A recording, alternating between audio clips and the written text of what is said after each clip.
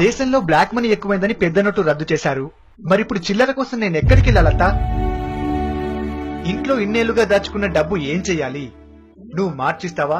మరి నువ్వు మార్చలేవు, నేను మార్చలేను. కానీ నా వల్ల కావట్లేదే.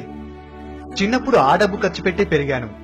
ఈ రోజు కూడా ఆ 1000 నోటుతోనే నీ దగ్గరకు వచ్చాను, నిన్ను చేంజ్ అడిగాను. ఇప్పుడు దానికి చేంజ్ ఇవ్వలేవా అత్త? ఎప్పుడైనా 1000 రూపాయలకు 2 రకాల చిల్లరిచ్చేవారు. ఒకటి 100 రూపాయల నోట్లు, 2 500 నోట్లు. నేను 100 నోట్లు ఇమ్మంటున్నాను, నువ్వు 500 ఇస్తా అంటున్నావు. ఒక్కసారి 100 రూపాయల నోట్లు ఇచ్చి చూడద్దా? ఒక్కసారి.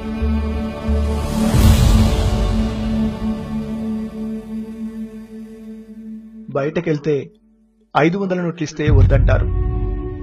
చిల్లర ఎలా తేవాలో అర్థం కాదు. చాలా ఇబ్బందిగా ఉందత్తా. ఎవరిని చిల్లర అడిగినా మా దగ్గర లేదు, దొబ్బే అంటున్నారత్తా, దొబ్బే అంటున్నారు.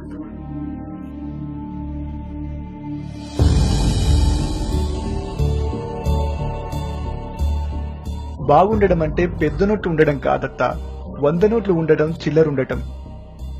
అందుకే మేము ఎన్ని కోట్లు సంపాదించినా చిల్లర లేని లోటు అలాగే ఉండిపోయిందత్తా.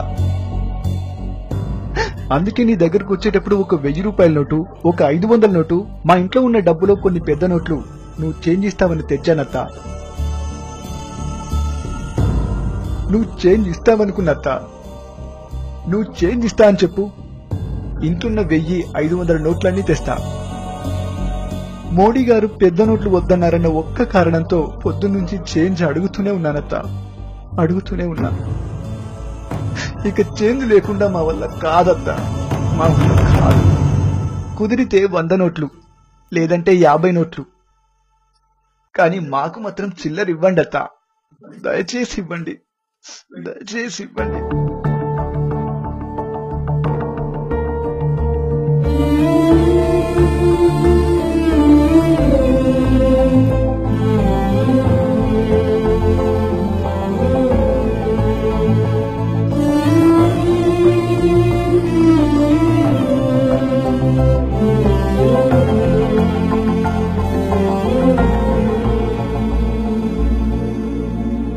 ఇస్తానుగా గౌతమ్,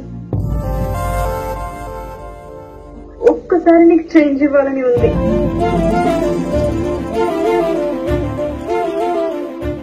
వంద నోట్లే ఇస్తారా?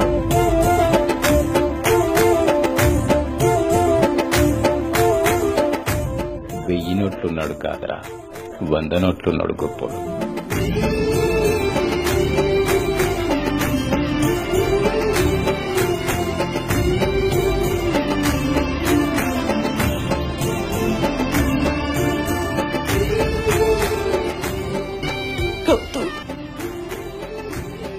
ఇంకా ఆయనకు చేంజ్ లేని లోటు లేదురా, తీరిపోయింది.